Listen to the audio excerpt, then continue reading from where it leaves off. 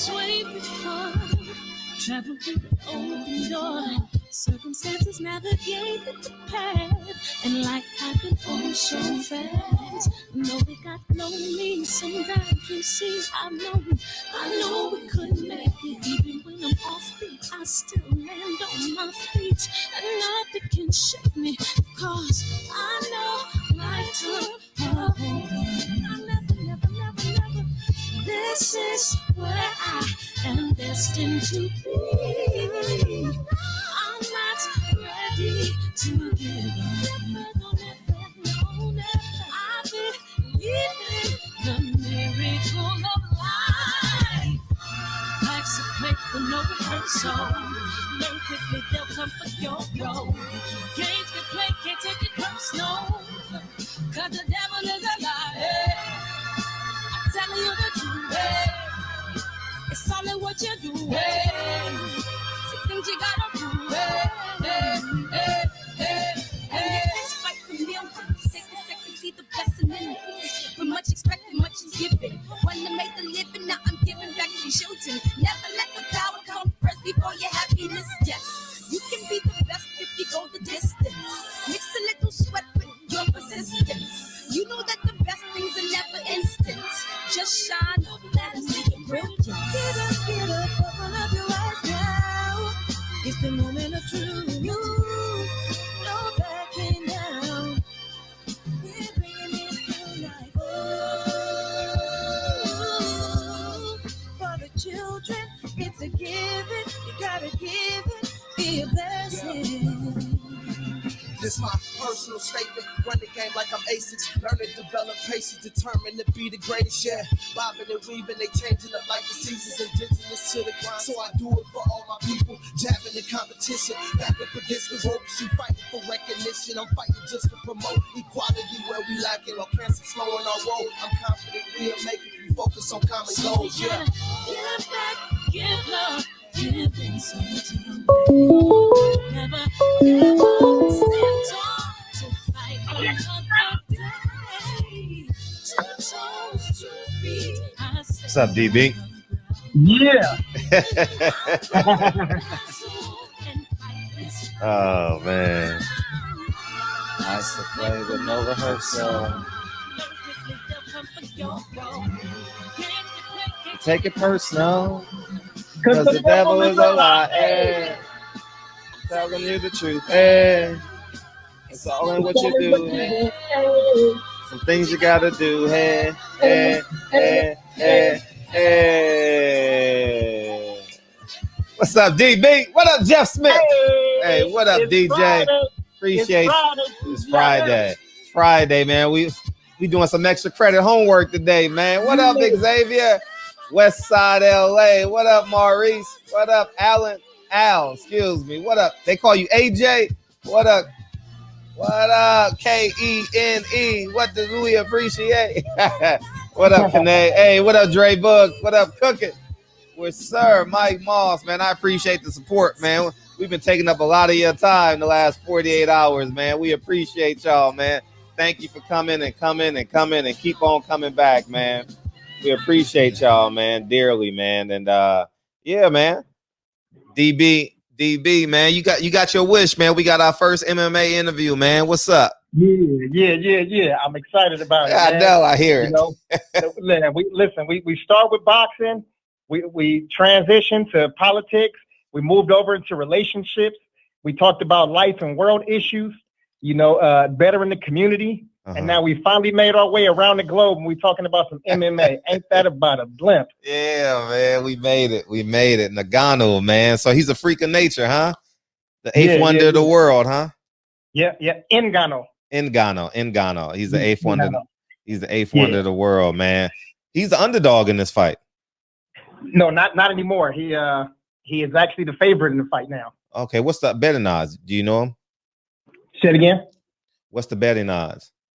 Damn, I just looked at him. I think he is what did you? 118, minus 118. Oh, okay, so he's definitely the favorite now, barely. So it's a pretty much even fight.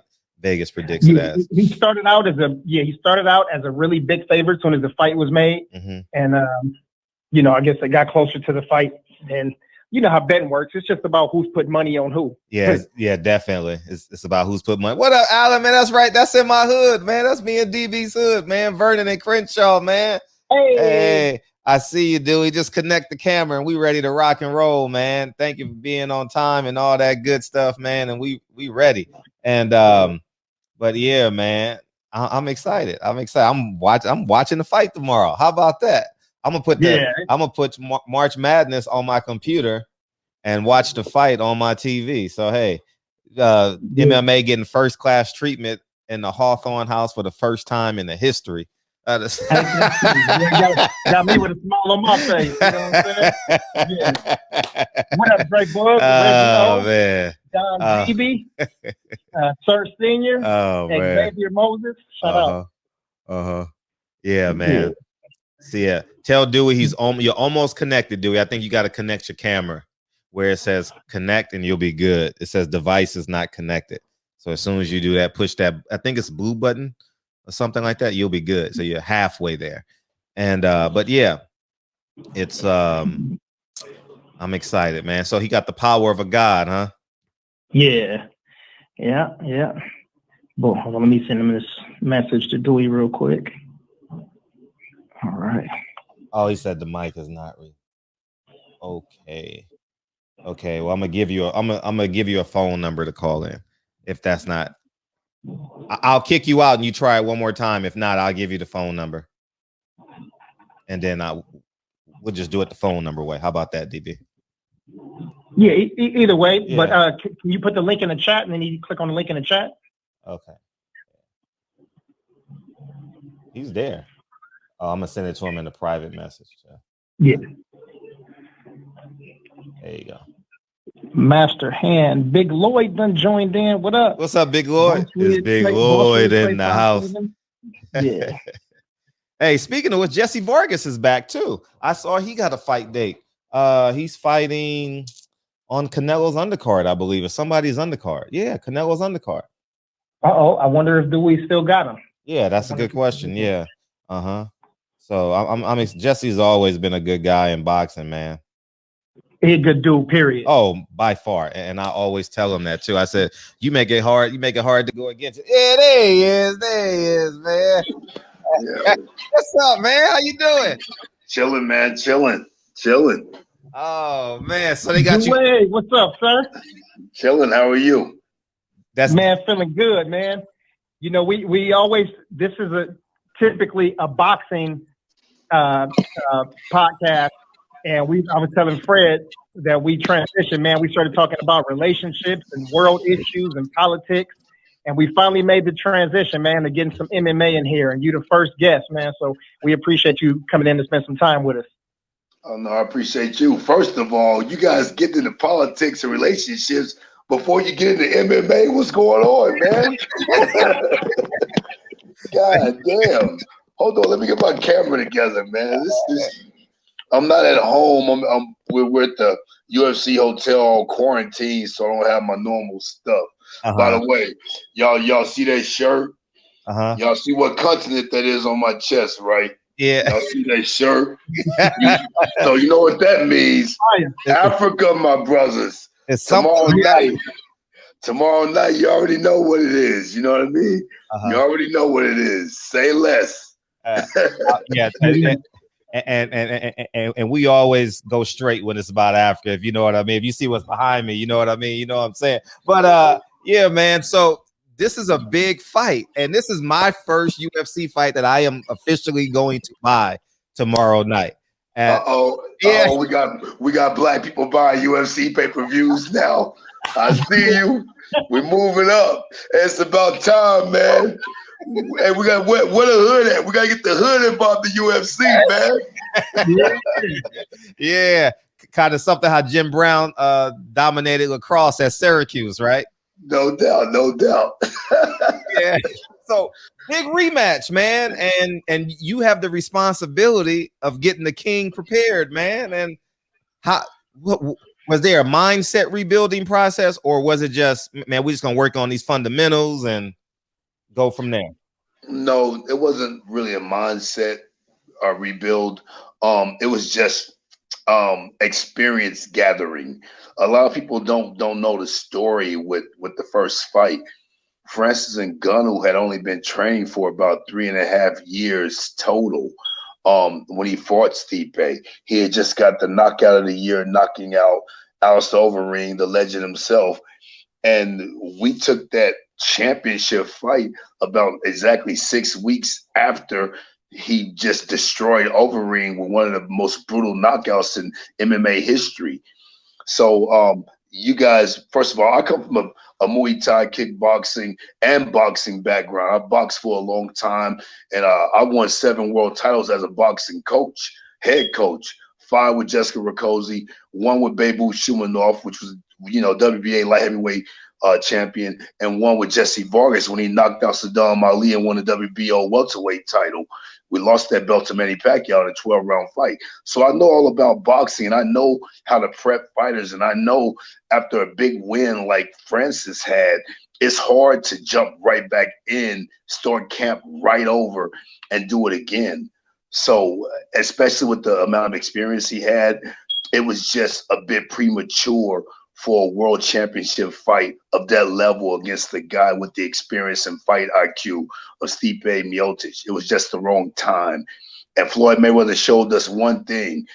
Well, he showed us a few things. He showed us that money can be made, but he showed us it's all about timing. And I think the big thing about that first fight with Stipe was just the wrong timing. GB? Yeah, what was the difference in preparation from this one, from fight 1 to fight 2? Well, a lot. Now you're talking about a guy who's damn near 7 years into his fight career, who's had much more fights, had the great experience of going 5 rounds in that first Stipe fight. So he's a more his maturation process is taken over. He has more experience. He understands that not every time you're going to get a first round knockout, a la Mike Tyson used to do all the time. And the training has changed dramatically, meaning way more wrestling and grappling and stuff of that nature. Before, his dreams were to become a boxer, and everybody he hit, he knocked the hell out of him. So why not? Now he understands the nature of mixed martial arts a lot better. He understands that it's just not about punching the shit out of someone, and you really have to do due diligence and all the different aspects of MMA, whether you plan on using them or not.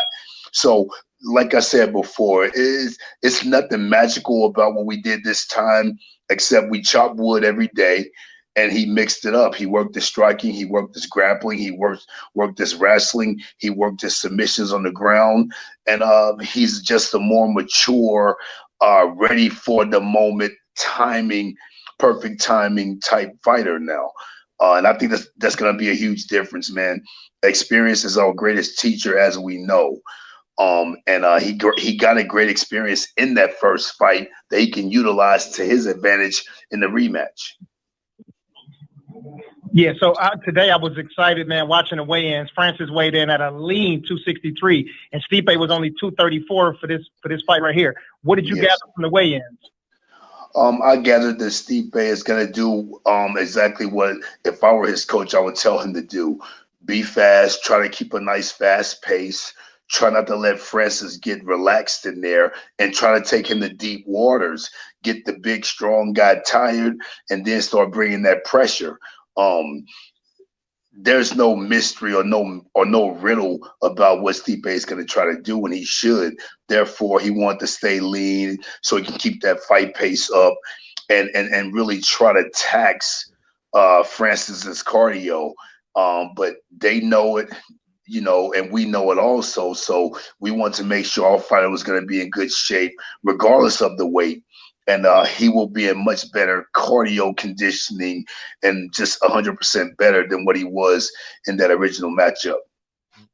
How would you, since I'm coming from the boxing circles, how would you compare Ngannou's power with Deontay Wilder's power?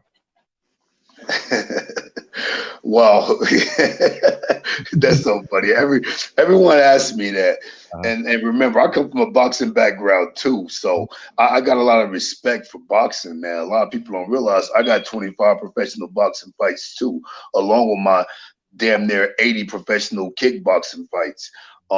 So I'm a striker. I'm a kickboxer slash boxer. And saying that, I know there are differences in power versus boxers punches versus kickboxer punches versus MMA fighters punches. So I've never particularly held pads for Deontay Wilder, but I've held pads for hard hitters like Carlos Takam, the Mm. original Big Baby Jarrell Miller. By the way, I'm training Carlos Takam right now. I'm his head coach right now as we Oh speak. no. Uh, um, yeah, I held for Jarrell Miller. God, Eric Molina. I mean, God, so many guys. I can't even think of all the guys. Several boxers. Being a coach at the Mayweather Boxing Club, and so I know about that heavyweight boxing punching power. It's different. Francis hits as hard as many guys in this world, but I don't like to compare the two because I've never felt Deontay Wilder's power. And it's gotta be crazy the way he be knocking the hell out of the way he knocks the hell out of people. But one thing I can say, as far as mixed martial artists, Francis Ngannou definitely punches the hardest, and that's really the only comparison we can make. Deontay Wilder possibly is the hardest punching boxer of today in boxing, and Francis Ngannou is the hardest punching hardest punching mixed martial arts fighter for sure. Boxing is different. You're not worried about being taken down, kicked in your leg, all of that. So you can really anchor your punches into the ground, turn your hips fully, and really get ultimate leverage out of your punches.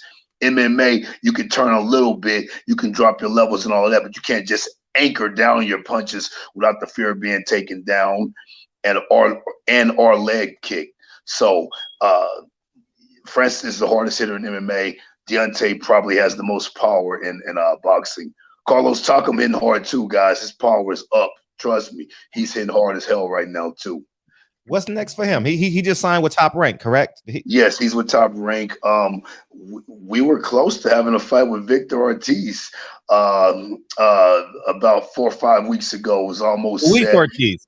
Yeah, I'm sorry, I'm tripping. Victor, I'm thinking about. I mentioned Mayweather. I'm thinking about that debacle of a situation. Yeah, Luis Ortiz. Sorry, I know him. He's a great guy. But that fight almost happened. King Kong. But it didn't, and I'm actually happy it didn't, because guess what? That fight would have been scheduled the same night as our fight tomorrow. So it would have been a real uncomfortable situation for me, leaving one of the guys out. So anyway, we're not sure. Carlos Takam is they're in negotiations for a fight, and we're just staying humble, chopping wood, and working hard. How's Coach Larry Wade gonna train both of y'all? He trains Luis Ortiz. I know you in the Mayweather gym every day. How's that gonna work out? Well, no. Me and Coach Larry Wade are really good friends and all that. But we understand the business of it. He's with Ortiz, and I wouldn't expect him to leave someone he's with. We're loyal to our guys, so it would just have to be a friendly rivalry right there. Right. Best man wins, but it's not happening. So that's water under the bridge anyway. Yeah, D. After weigh-ins, how much after rehydration? How much is Francis walking around at? All I can say is it's more than what he weighed in.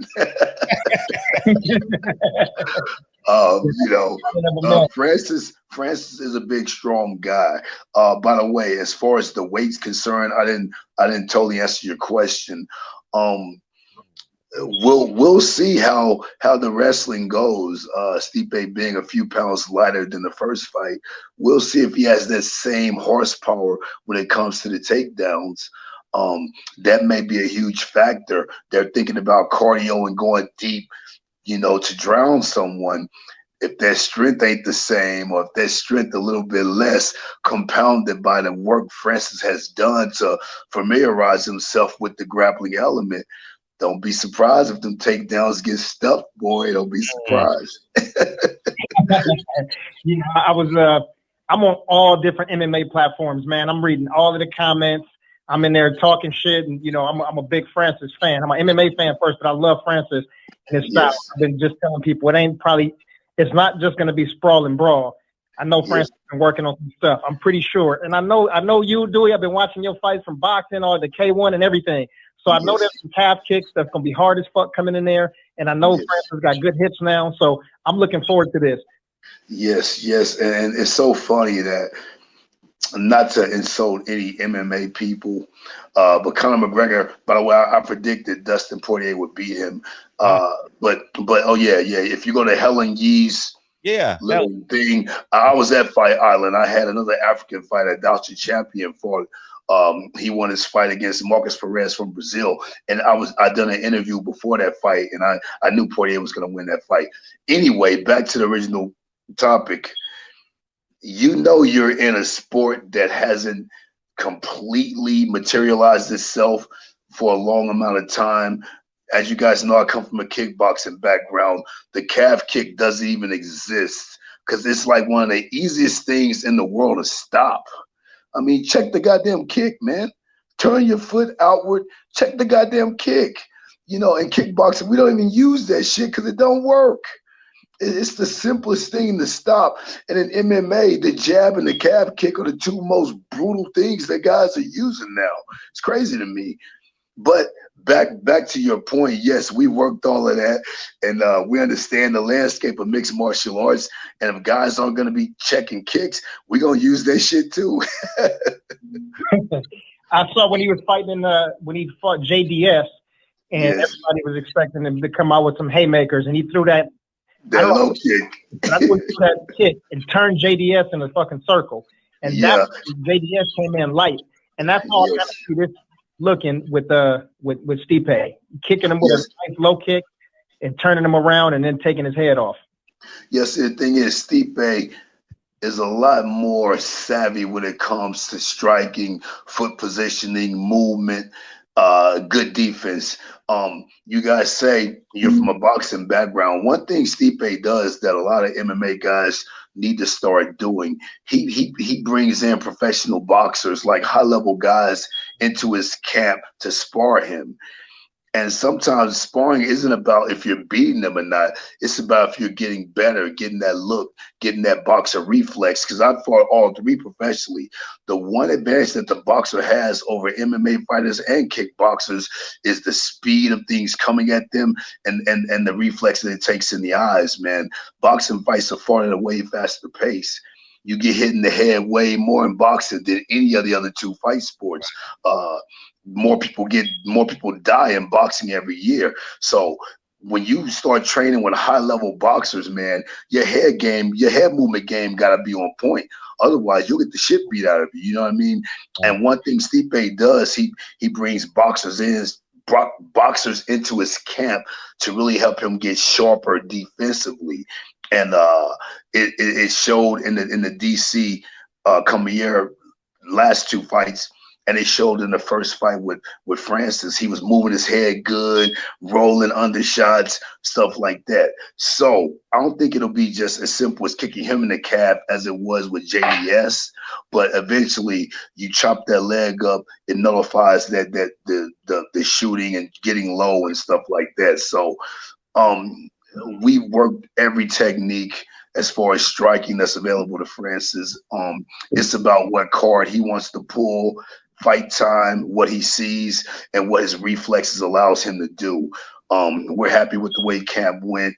We're excited about the fight, and we expect to take our victory tomorrow night.